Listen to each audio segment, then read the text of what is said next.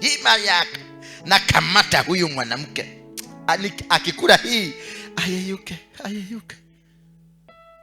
That is it. Unaletua tu kasamosa kadogo hivi, unaanza kudream. Food will cause you to dream. Na unaanza kuona huyo mwanamke ni mzuri. Mwanamke mwenye alikuwa anakuchukia, hataki hata kukuona, alikula tu samosa moja, anaanza kudream. Usiku wa saa 8 anaamuka, anakuandikia text, hi darling. Mpaka unastuka kwanza, ni yeye ameandika ama ni mtu ameiba simu yake. Wenye unamjua bali mnafanyaka kazi na yeye, she is a no nonsense person. Sio mtu ambaye anapenda hata kidogo kuongea na wewe, ama haogeagi, lakini kale ka sweet ulimpatia, ukarudi kwa mfuko ukampatia tropical, ukamwambia have this. That is the end of it. Most of us, we have been trapped by a tropical, a lollipop.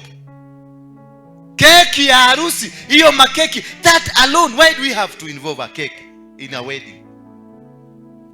Yote mkue party ya hii wedding. Keki ikuwaki keki tu. See celebration, that you may become part of that wedding. You may become that part of that covenant. Hallelujah. Bwana Yesu asifiwe sana. So you will exchange your destiny. Watoto wako wataibiwa, wewe utaibiwa, mke wako atabebwa, kanisa kama hili litabebwa, kila kazi yako, kampuni yako itachukuliwa at the plate of a meal. One plate is enough to bring your company down. One plate is enough to make sure kazi yako imepotea.